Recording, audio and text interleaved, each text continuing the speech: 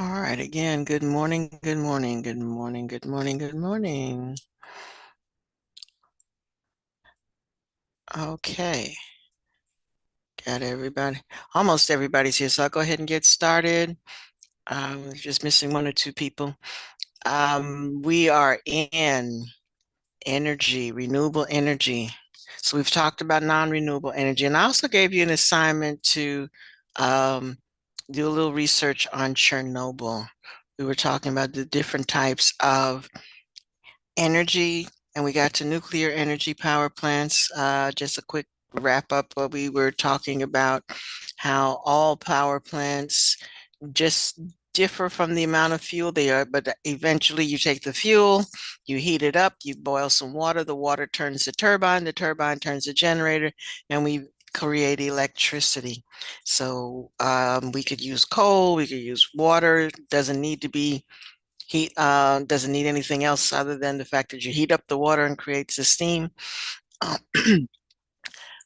all of those are non-renewable because once we mine them up, the minerals, the um, nuclear energy, once we mine that up and the coal and the oil and all those sort of things have to be mined to create an energy source. But we can take all of those to the factory and process them almost the same way so that we can generate electricity. Then we had, so now we're going to be looking at the renewable ones like wind and solar and water. Those are renewable. So, so again, while we're waiting for folks to get settled, go to Canvas and we are looking at,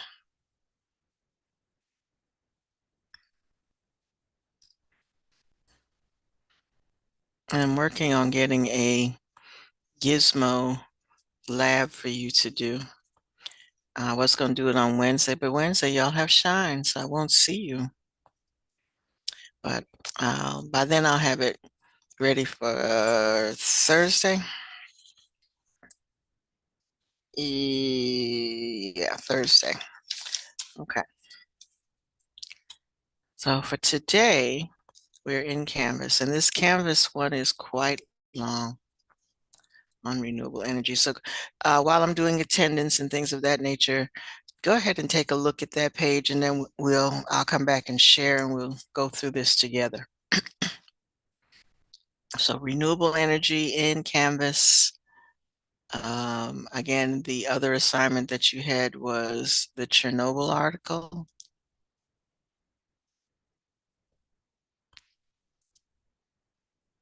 And there's a couple of y'all who have not done that.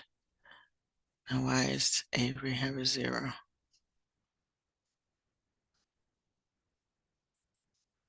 All right. And also keep in mind that Canvas is automatically going to give you, if you miss the due date, Canvas is automatically going to put a 0 there.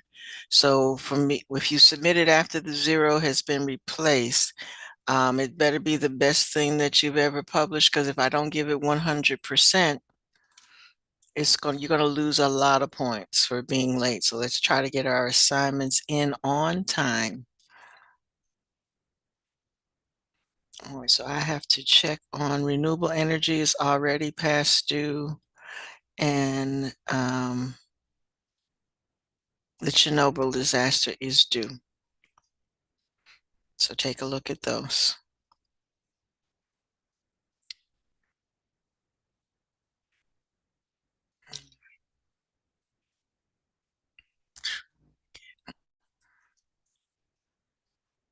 All right, so again, look at those page on renewable energy today while I do attendance. So I'm already looking at Go Guardian and half of y'all still staring at me. But everybody should be logged into, um, and everybody's here except for one person who's excused. Um,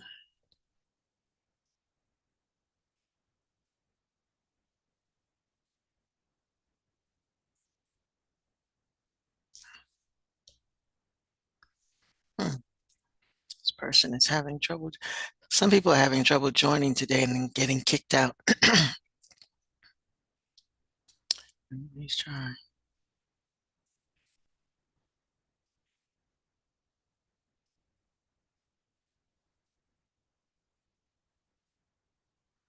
All right. Also, folks, if I see that you're on GoGuardian that you've been idle for a while, then nobody should be idle. So it's not about logging in and then walking off and let it sit there, or not logging in and deciding that you're going to do another class. That's absent to me. Okay, so if I'm seeing idle student has been idle for 14 minutes, we've only been in class 14 minutes, that means you're absent. You logged in and then you decide to do something else. And I make note of that because then when you turn in a late assignment for me, it's just late. All right. All right. Which module are we doing? We are on renewable energy. So let me go ahead and share that for a minute and then I will unshare. So let everybody know where we are.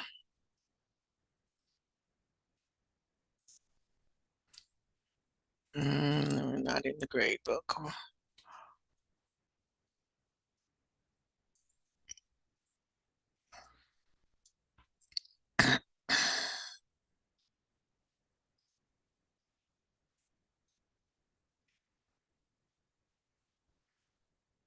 I also keep in mind we are coming to the end of a module. So if you haven't been keeping up with your types of energy, this was a short module.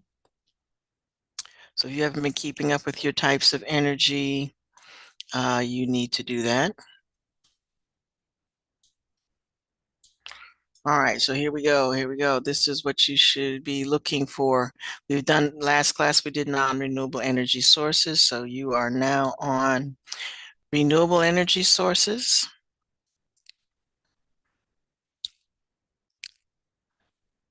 That's where we should be. And I'm going to go through and go through the videos with you. So just go ahead and read the charts as soon as I do attendance. Trying to get some folks are struggling trying to get in. Um, but again, if I'm looking at GoGuardian and it says idle, that means you're not here. Sometimes I mark you absent just to get your attention because it will notify you that I've marked you absent. But don't log in and disappear. Like I'm looking at two people right now who it says they've been idle for 10 minutes.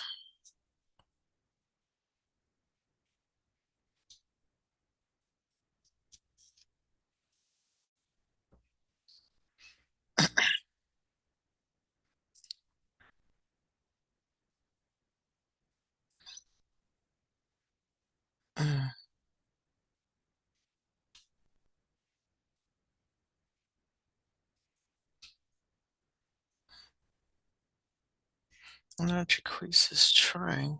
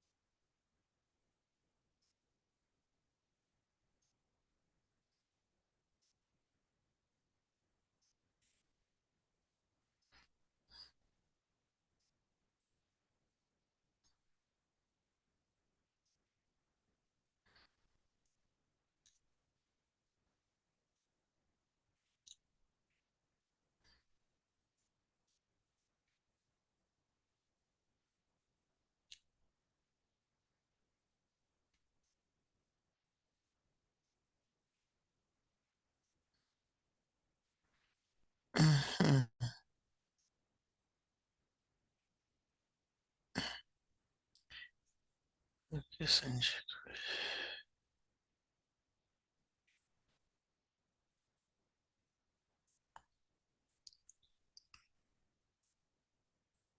What is that?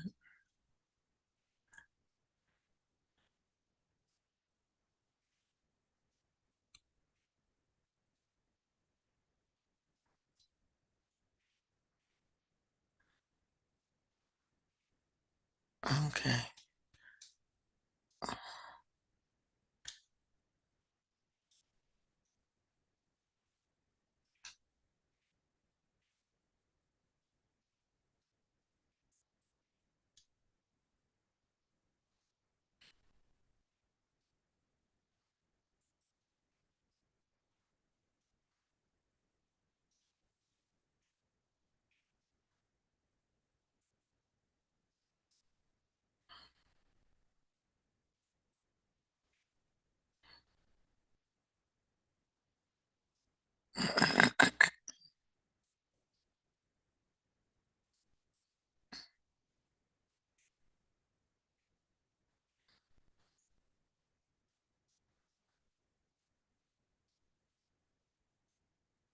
All right, synapse. He's in.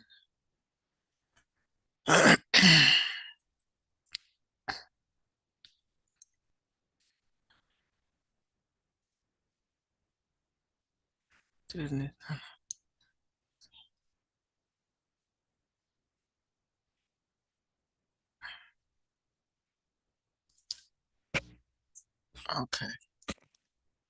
Tegan, you too. You need to be logged in and doing your assignment.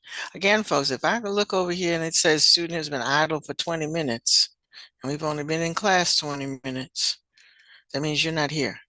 That means you logged on for the sake of logging on and you are not participating.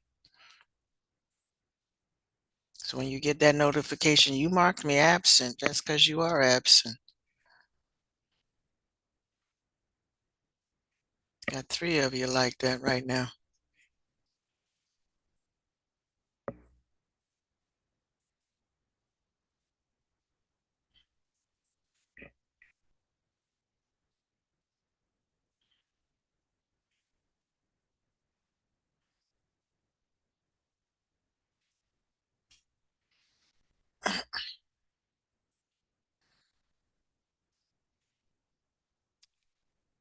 Okay.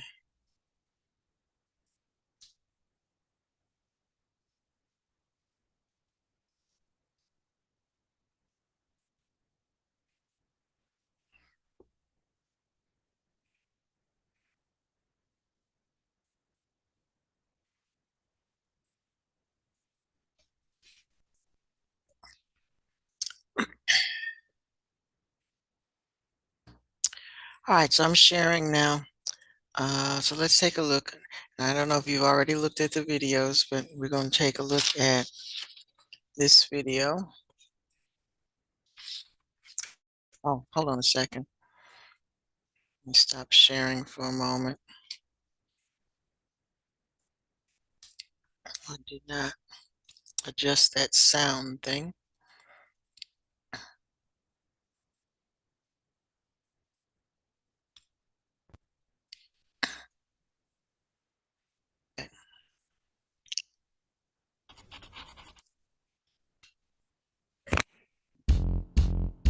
Most of the electricity we generate comes from fossil fuels. Fossil fuels, like coal, oil, and natural gas, were created over hundreds of millions of years from decaying prehistoric plants and animals buried underground. And even though they're still relatively abundant, the more we consume, the less we have, and the more difficult and expensive they are to extract. On top of that, burning fossil fuels releases greenhouse gases and other pollutants that threaten our health and the long-term well-being of our... All right, I want you to take some notes, and I paused that because she said a lot of things that are important. Fossil fuels eventually become very expensive to mine. So that's one point. Because what's on the surface eventually gets depleted and they have to keep digging deeper and deeper and deeper to find more. Secondly, the waste, the things that after you burn it, it creates a waste that's, and what did she say that is disturbing is adding to what problem? You can type it in the chat. What is the waste products from burning fossil fuels is causing what problem?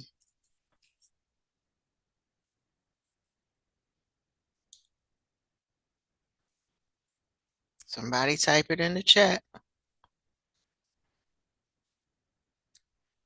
Remember, this is a participation class, folks. You can't just sit back and wait for somebody else to answer the question. You be the first. I'm gonna start calling on people.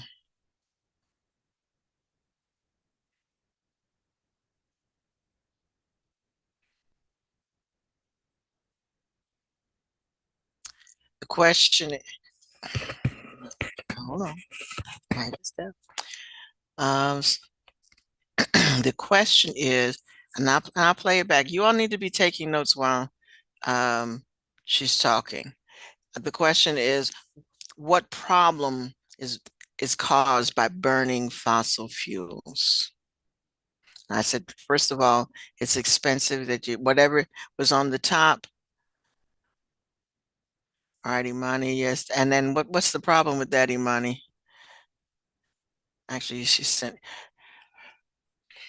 and sometimes when you all answer, send it to everybody and not just me, so that everybody can see the answer. So Imani says releasing pollutants into the air releases carbon monoxide, nitrogen oxides, and other pollutants. A lot of carbon dioxide sends into the atmosphere, is what Jayla said. All right, listen and those are two good expensive answers. they are to extract. Listen to what she's saying. On top of that, burning fossil fuels releases greenhouse gases and other pollutants that threaten our health. All right, what did she say? It releases what? What kind of gases, other than the ones you specifically named? Greenhouse gases and other pollutants. That's the word you need to know. So yes, you're right. Carbon monoxide, nitrogen oxides, and sulfur oxides, and all those kinds of things. So those are, you need to know, they are greenhouse gases. Thank you, Jayla. And the bad thing about those greenhouse gases is they are threatening to our health and the long term. And do you remember what we said about having too much carbon dioxide in the atmosphere? What is that doing? What other problem is that causing?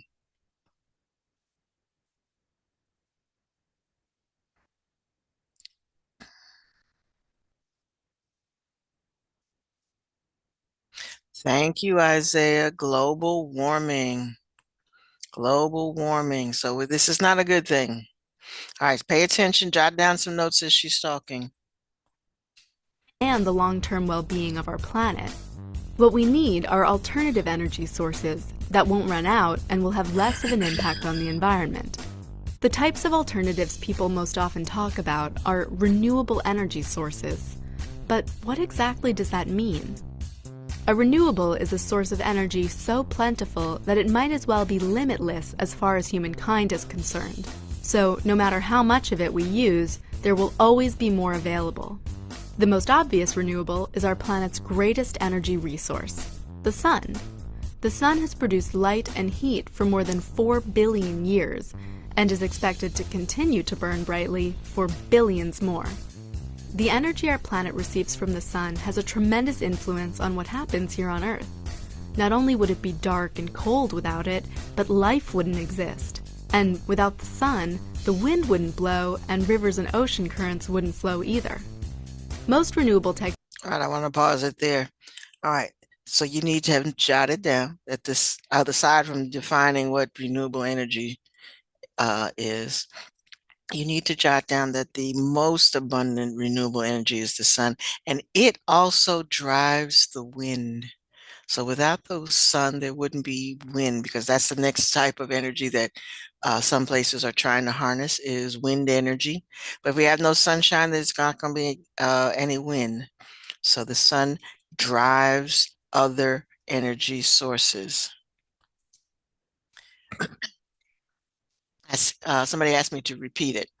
I said, you need to note that the sun is the big energy source. It's renewable because we're not looking at the sun running out in our lifetime. So it is renewable for that reason. but it is also the power that drives the wind. So we're going to look at wind energy in it next, but the sun drives the wind. That's what you need to write that down. The sun drives the wind. Technologies use energy from the sun in one form or another. For example, solar technologies collect the sun's energy directly in the form of light or heat. Other technologies, such as wind, hydroelectric, and biomass technologies, take advantage of the sun's energy after it's been converted into the kinetic energy of flowing air and water or the chemical energy stored in plants. Besides the sun, only two other energy sources are plentiful enough to be considered renewable. Both geothermal energy, the naturally occurring heat coming from Earth's core, and tidal energy, the movement of rising and falling ocean tides caused by the moon's gravitational pull, have the potential to be steady sources of energy, no matter how much we use. At the moment, solar and wind power look like the most promising renewables. But scientists and engineers are trying to find ways to put all of these limitless supplies of energy to work, to reduce our reliance on fossil fuels and create a cleaner, more sustainable future. All right, so that being said, all right, so we talked about, so you need to, looking at the little circle organizer, we talked about the term biomass. And biomass, so the vocabulary, vocabulary, vocabulary. In addition to the things mentioned in the video, biomass is material that comes from plants and animals and contains the energy stored from the sun. All right, so remember, we went through photosynthesis, and photosynthesis stores the energy in the plant, and then the animal eats the plant, and then all of the ways that we consume food, all of that is storing chemical energy. Okay, so when an organism dies or the tree dies, they all will contain stored energy. All right, so you need to know different ways, different sources of biomass. A lot of farms have turned to doing biomass so that they can save energy and use the energy that they have more efficiently to run their farm. All right, so you have wood, that's biomass. The chemical bonds are stored in the bonds of the cells that make up the trees and plants. Crops, corn is used a lot. Some of your fast food restaurants actually get corn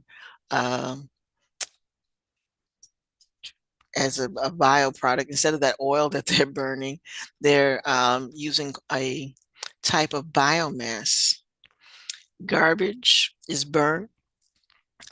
So if you separate your food garbage from your plastic garbage and things like that, which some counties are requiring you to do, they can use the food garbage in order to create biomass. So again, they're going to separate out things that are not organic. Landfill gases. When you put things in the landfill, if you've ever passed by a landfill, you know they smell really bad. But that smell is the methane that's given off because you've piled up all this garbage. And so they are able to contain some of those. I even had, let me see if they even capture, some farms actually put little devices on the back of their cows so that the waste that the gas that the cow gives off is then also bottled and recycled. That might be another article I get you to read. All right, so here you go, biogas. All right, so you need to know that garbage gives off a gas.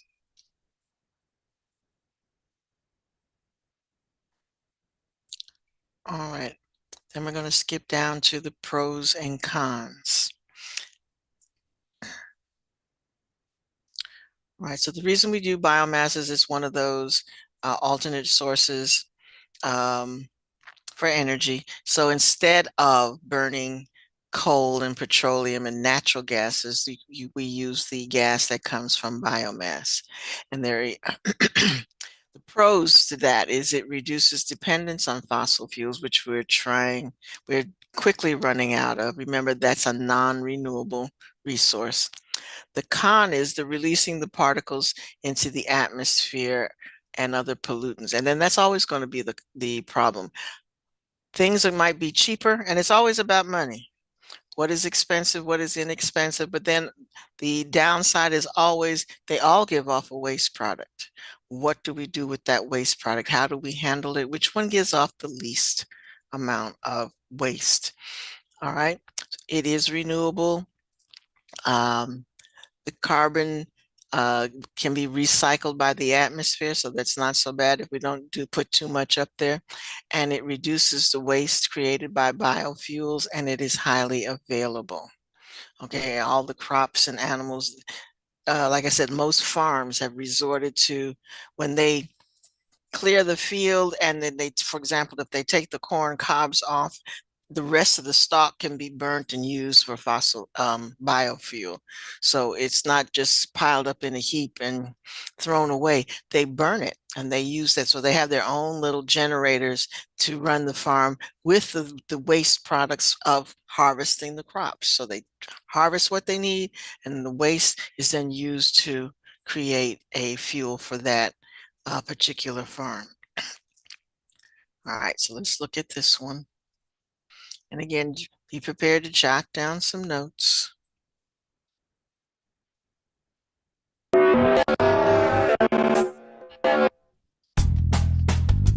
We all know that it takes a lot of fuel to keep our country running, right? Cars, trucks, planes, trains. What if we could develop a homegrown renewable source for those fuels? Well, good news. We already are. We can create clean, renewable transportation fuels from plants, trees, and a range of other organic materials. In other words, biomass. Okay, so biomass is organic material from forest thinnings and wastes, from crops grown to produce energy, and from other renewable energy sources like algae that can all be converted into fuels. Scientists and engineers are finding new ways to make biofuels that can take the place of conventional fuels, like gasoline, diesel, and jet fuel.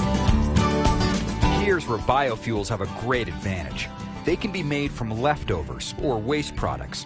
For example, non-edible biomass sources like wheat straw and corn cobs are often left over from agricultural production, and some can actually be used to create fuel.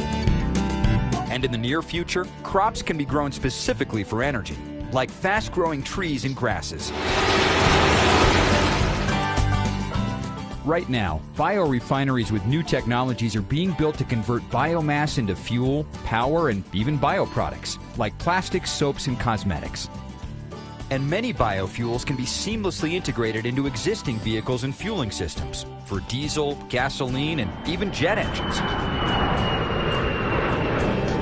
So, how does it work? Essentially, biomass solids are broken down and then refined into biofuels. There are a lot of ways to do this.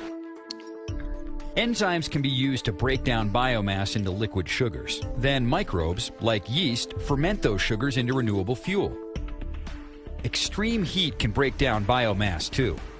When you take oxygen out of the mix, biomass is rapidly broken down to a bio-crude oil that can be refined into biofuels.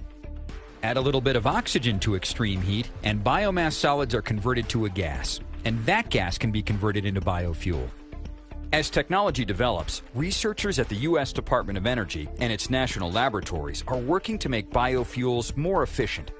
Sustainable biomass resources, more effective enzymes, organisms, and catalysts all help to bring down the costs of producing biofuels.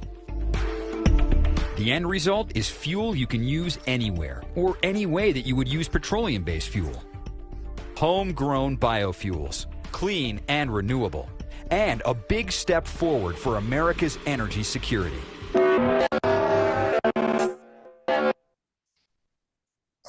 Okay, so that basically just went over what we were just talking about. All right, so biomass is one way of doing renewable energy because we're always going to have crops and things of that nature too, and animals in order to burn, in order to generate that energy. Next one, hydropower. All right. Now we are a planet that is mostly water. And so hydroelectricity is cheap, very cheap. The issue with this, as with some of the others, is access. Even though we're near the ocean, you still need to have a good body of water in order to use hydroelectric power. Okay. All right. So we've talked about the water cycle and we talked about the um, biogeochemical cycle. So what the water cycle was one of them. And again, the sun drove. If you're looking at the picture, the sun was the driving force for that cycle. Okay, so it briefly summarizes here what the water cycle is all about. We have the sun, it evaporates the water, clouds form, and then the water comes back. So this kind of renews itself all the time. And again, we have so much water on the planet that we're not going to run out of water evaporating. What happens with a lot of places, and we've had this issue in Georgia, is again, the reservoir that we create for hydroelectricity may dry up because of the heat, because it is a set body of water. So even though we have large amounts of water on the planet, it's not always where the water plant is. So, for example, Lake Lanier. Sometimes the levels of the water from Lake Lanier go down. But there is a hydro in Beaufort. There is a hydroelectric plant, and everybody in the city of Beaufort gets their electricity from hydroelectricity. All right. That's the only one I'm familiar with right now. Do you know if there is a dam that is closer to you? Or have y'all looked that up? Well, we do have Lake Lanier does create um, hydroelectricity in Georgia. All right. So again, the whole process of taking the water is virtually free. It's always there. We just have to get the water. Chattahoochee Dam. Okay, thank you. Thank you. Thank you. All right. So then that's probably closer than the Beaufort Dam is. Okay. Forgot about that one. Thank you, Ethan. Um, so again, relatively cheap, inexpensive to get that source of fuel because it's considered a type of fuel, even though you might not think of water as fuel.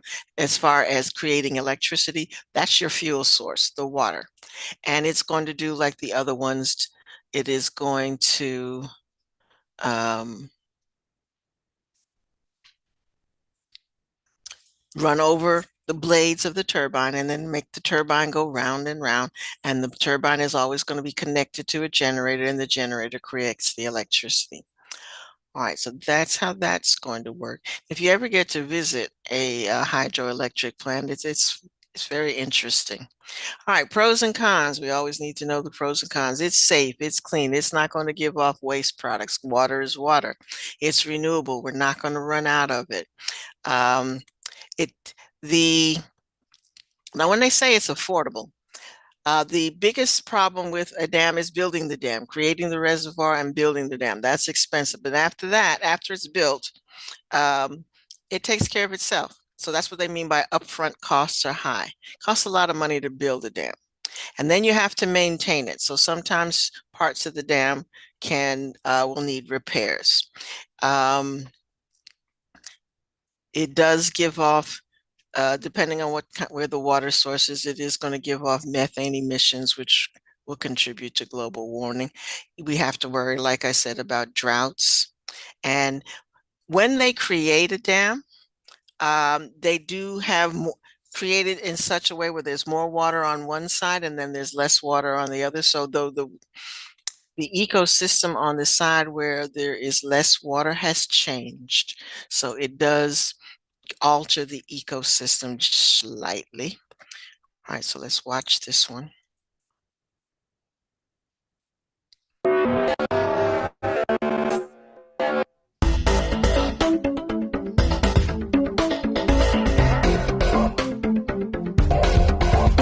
People have been capturing the energy and moving water for thousands of years. And today, it's still a powerful resource that can generate clean, renewable, and affordable electricity. You see, we harness energy from flowing water and convert it to electricity. That's what we call hydroelectric power, or hydropower. Water flows from a higher elevation to a lower elevation, and a hydropower facility uses turbines and generators to convert this motion into electricity. America has been using hydropower to generate electricity for more than 100 years now. And today, about 7% of all our electricity is generated from hydropower, making it the largest source of renewable power.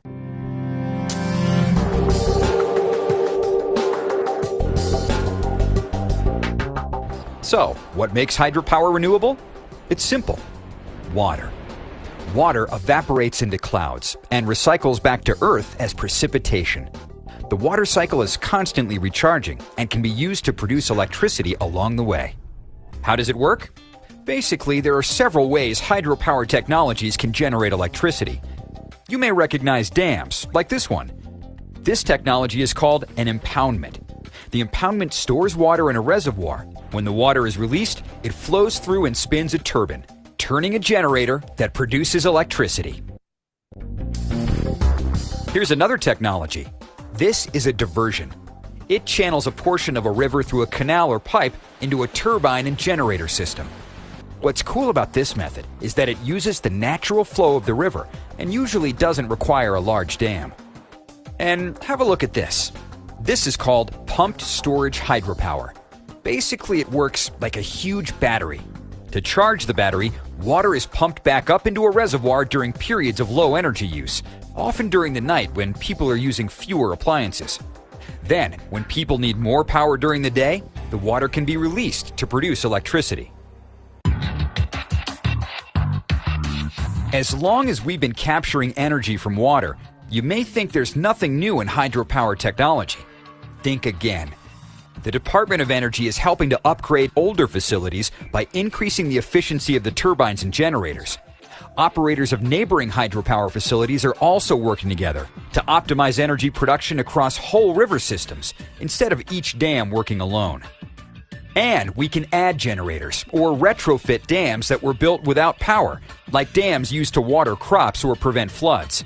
Today, there are about 80,000 dams in the U.S., but less than 3% of these dams produce power. That means there's a big opportunity to generate more clean, renewable power at dams we've already built. New technology is also making hydropower even more environmentally friendly. For example, researchers are reducing adverse impacts on fish with fish-friendly turbines. And fish ladders, like these, let them swim around dams. Hydropower is an essential, reliable, and renewable source of clean energy with a rich history. And it's meeting substantial energy demands today. With new technologies, it will be even more efficient and have greater production capacity, powering U.S. homes and businesses for centuries to come. Hydroelectric power, or hydropower. All right, I was trying to find where they... And they've had this, right now we're building all these fancy facilities. Okay, that's the picture I wanted right there. All right, if you go touring some of these old mountain sites and parks and things like that, Tennessee, there's lots of places you can tour the Tennessee. I think upstate Georgia, you can tour some places too. And you'll see these old-fashioned mills where they just channeled the water down. And this was the original way farmers created energy. And it was the same thing. They just let the water, they created this paddle wheel, and the water came running down and it turned this big wheel, and that big wheel is connected to a turbine, which ran a generator, which provided the electricity for that particular farm. So they've graduated from this simple method to the big turbine things that we have now. Power. That fish ladders, like these, let them... Okay, there was one other point that I wanted to show you. Um, okay.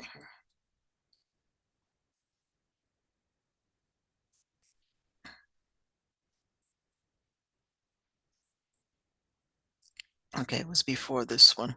Because this one they said was the most natural. But what I wanted you to see, and they had a really good picture of it. I can't get it back to where I want it to be. Was to show you the difference with the reservoir. I guess I'll leave it there. So you have this large body of water that they've created by the dam. And so that's a lot. So on the side of the dam that has the abundance of water, you have a nice ecosystem on the shores and everything is fine and the fish love it. And then on the other side, you have this low level of water, and the water is always gushing and moving, and it creates erosion on these shorelines. So it does alter the ecosystem wherever you put one.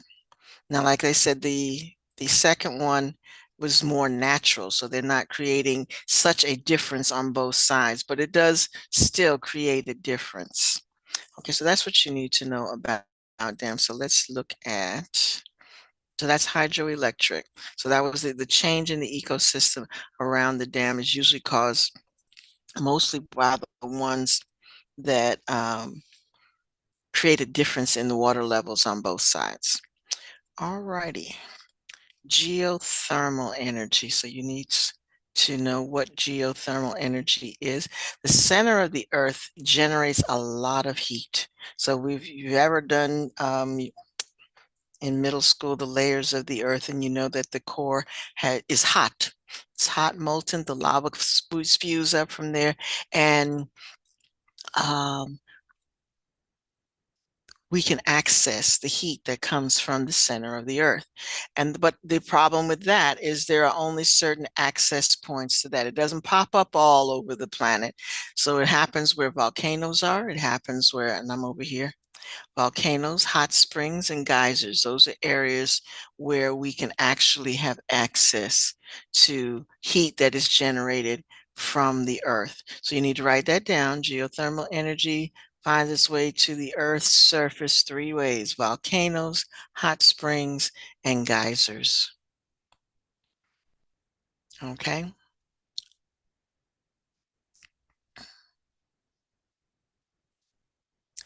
All right, and again, we use it the same.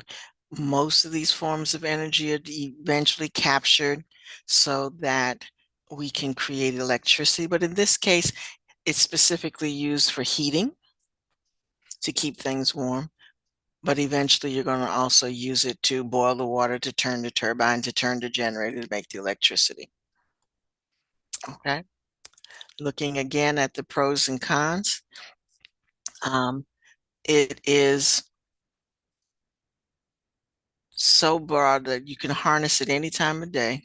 So it's not like the sun that you have to collect sunlight in the daytime and wind when you have to wait for the wind to be blowing. You can collect it all the time, 24/7. It is definitely renewable because the heat is not, as long as the planet is turning, there's going to be heat. There's no need to import it. So wherever it pops up through the vents on the earth, um, it's not costing us to get it from another country. Okay. It has a small footprint.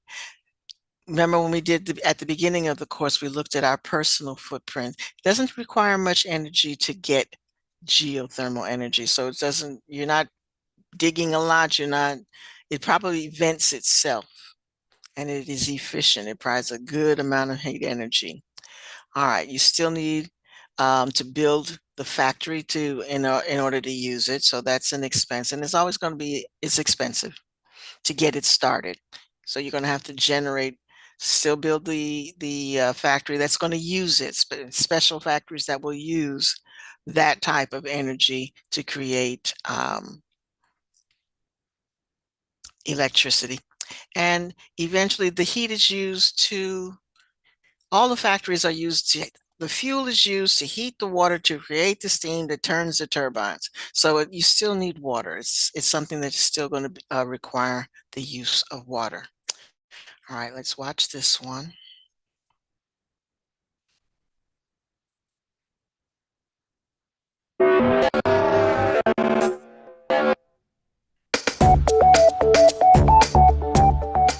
You may have relaxed in a natural hot springs pool, or seen the old faithful geyser blasting hot water into the air in Yellowstone National Park.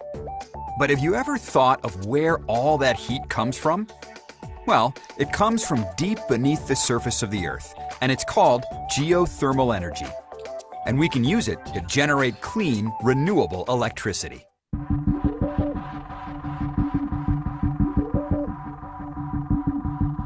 Okay, here's how geothermal works. Heat from the Earth's crust warms water that has seeped into underground reservoirs. In some places, when water becomes hot enough, it can break through the Earth's surface as steam or hot water. This usually happens where the Earth's crust, or plates, meet and shift.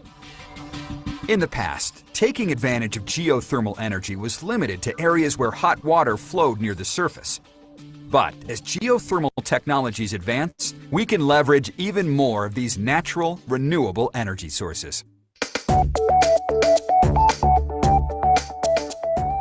Engineers have developed a few different ways to produce power from geothermal wells drilled into the ground. Have a look at this. It's a dry steam geothermal power plant, and it's the most common type of geothermal technology used today. Underground steam flows directly to a turbine to drive a generator that produces electricity. Pretty straightforward.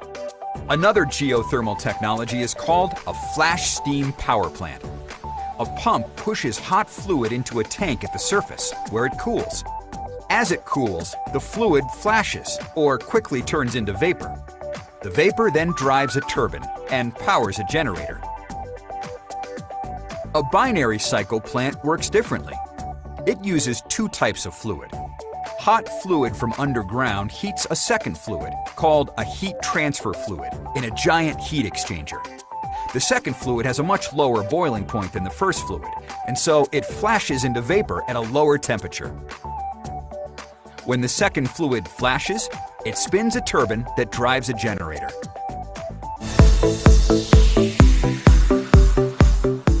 The environmental benefits of this clean, round-the-clock, renewable energy source are substantial. Low emissions, small physical footprint, and minimal environmental impact.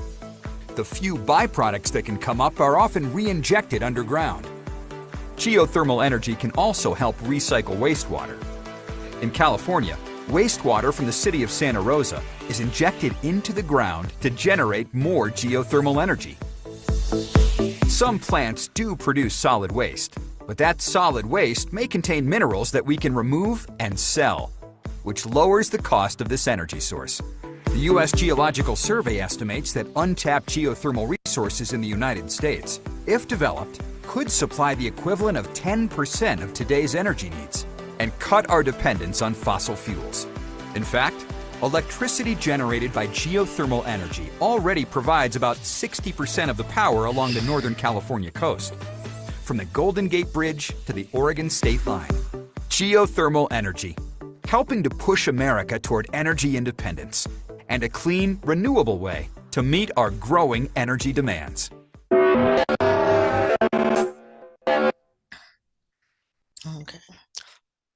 All right, so when we talk about energy independence, it means we're not getting our oil from Saudi Arabia and over there where the war is waging, and they're trying to protect their oil. And if we don't have access to them over there, that they can jack up the price and hold the oil hostage. So we need to be able to have our own resources, and so that we're not at the mercy of other countries. All right, wind, non-renewable energy. And then you need to know what causes wind. Wind is caused by the uneven heating of the Earth's surface by the sun.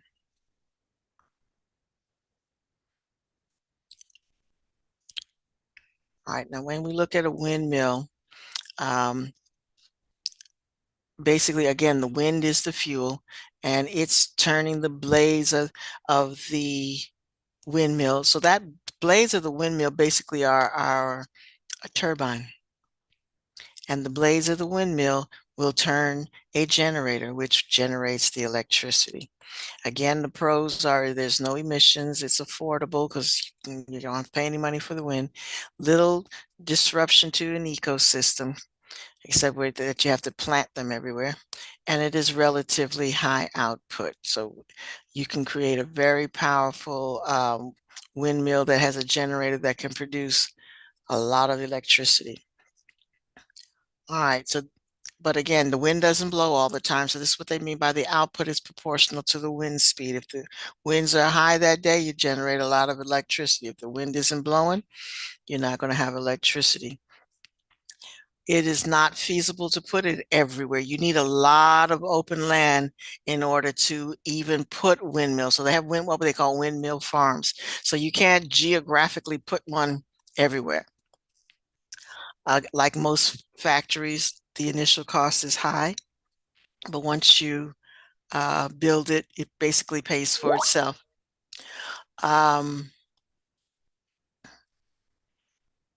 Windmills are noisy, and they can pose a threat to birds because birds could fly into them and get hurt. So there's some downsides to a windmill.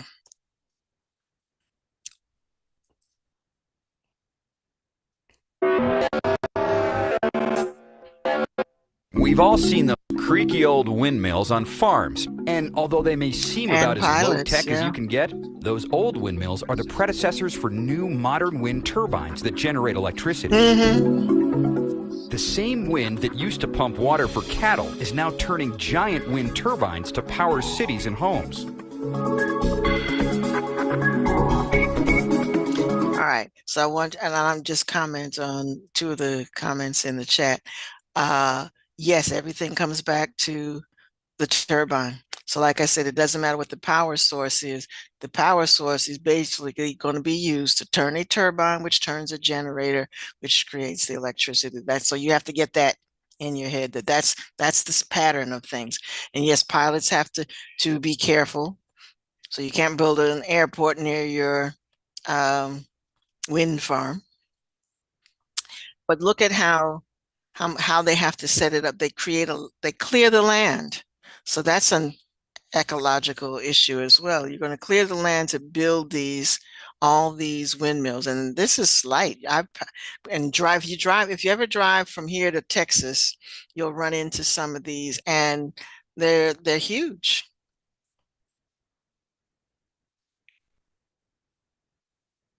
Okay, have a look at this wind farm in the California desert. A hot desert next to tall mountains, an ideal place for a lot of wind.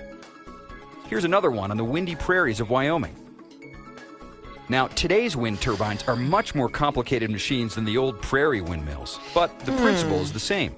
Both capture the wind's energy. Okay, here's how it works. First, a wind turbine blade works sort of like an airplane wing. Blowing air passes around both sides of the blade. The shape of the blade causes the air pressure to be uneven, higher on one side of the blade and lower on the other. And that's what makes it spin. The uneven pressure causes the blades to spin around the center of the turbine. On the top, there's a weather vane that's connected to a computer to keep the turbine turned into the wind so it captures the most energy.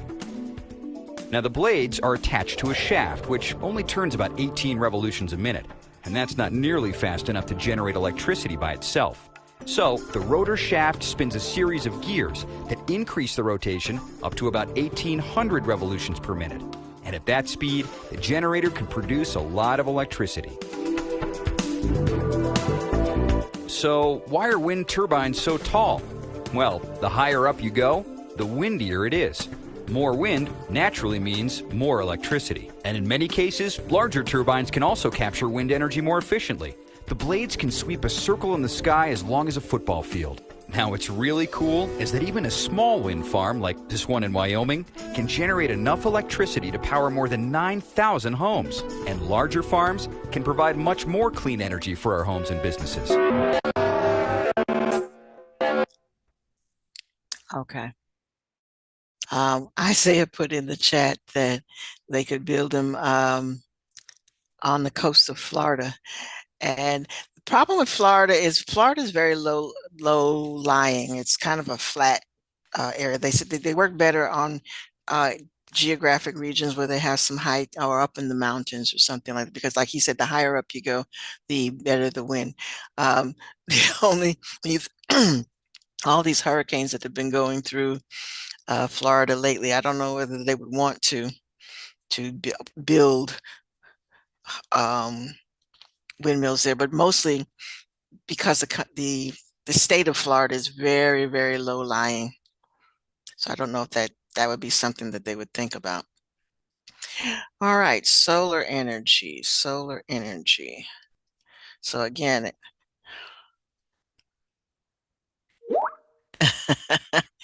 yeah, they do look interesting. They really do. And like I said, when you're driving by them, it's fascinating to watch them. Uh, Probably dangerous. If you're a bird, you wouldn't want to fly into one, but they are fascinating to watch. All right. Solar energy. So again, uh, doesn't take Einstein to know that solar energy comes from the sun. And we are storing, like I said, the sun doesn't shine all the time. So we have found ways to store the energy in solar cells. Okay. So we're using solar cells to heat your homes and swimming pools. Again, lately I've been seeing small solar panels that's on the edge of the street, so they're running the stoplights and things of that nature. So they're using it to create a lot of cheap energy. Okay. All right. So you need to know that they need solar panels. They're concentrated in what we call collectors. Then they get very, very technical about photovoltaic cells. And I guess eventually in your generation, you'll know more about that because the electric cars run on this as well. I don't know if I'm ready for an electric car. Yeah, I like my car. But it is going to, eventually we're all going to have to switch because fossil fuels are going to be a thing of the past. All right. However, and this is our issue, these batteries, and this is why when you're flying on a plane, they want certain batteries not to be in your devices because they can explode and blow up and things of that nature. All right, but the good thing about solar energy is it doesn't pollute. It's an abundant energy and it's going to last and last for years. Like all the other ones, to build solar panels is expensive. The power companies now are giving tax credits to people who put solar panels on their house, and it's very expensive. But eventually, your light bill will go down. So what you will save after you've installed your solar panel, it makes it worth it, so they say. It is dependent on the sunny weather. So it doesn't work at night, which is why we store the energy in batteries. Supplemental energy. So yes, if you're not storing it properly, you need to make sure that you have another source of energy as a backup. Okay, and it requires space for those photovoltaic cells. They're very big. All right, let's watch this one.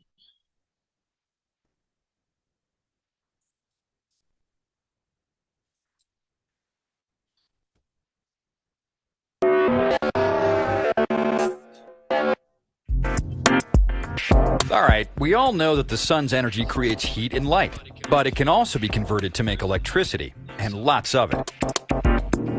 One technology is called solar photovoltaics, or PV for short. You've probably seen PV panels around for years, but recent advancements have greatly improved their efficiency and electrical output. Enough energy from the sun hits the Earth every hour to power the planet for an entire year. Here's how it works. You see, sunlight is made up of tiny packets of energy called photons. These photons radiate out from the sun, and about 93 million miles later, they collide with a semiconductor on a solar panel here on Earth. It all happens at the speed of light. Take a closer look, and you can see the panel is made up of several individual cells, each with a positive and a negative layer, which create an electric field. It works something like a battery.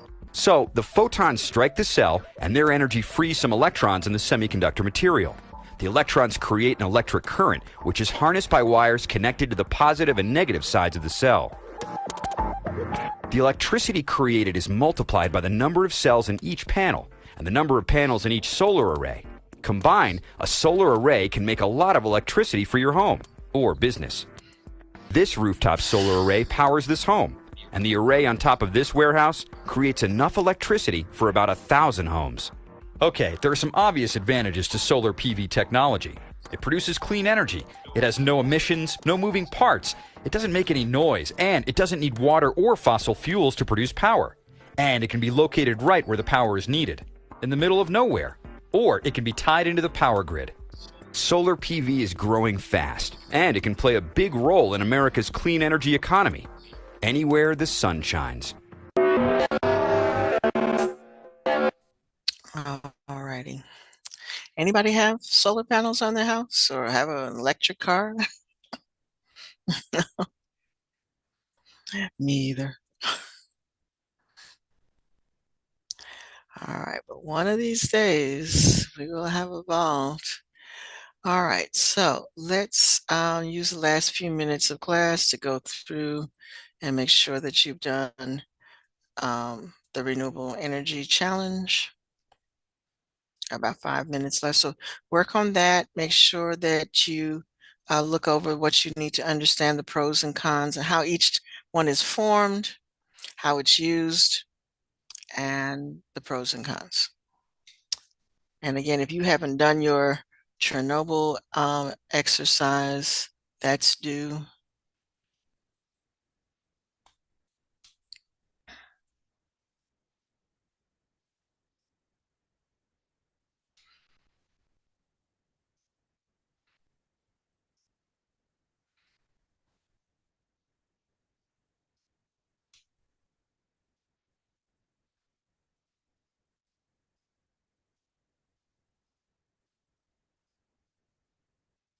All right, so we only have one more unit in this particular module, and that's the one for energy use in the United States. And after that, we will test the unit. Again, I don't see you on Wednesday because you're doing Shine, so you enjoy your day. But I will then see you back on Thursday, and we'll finish this up.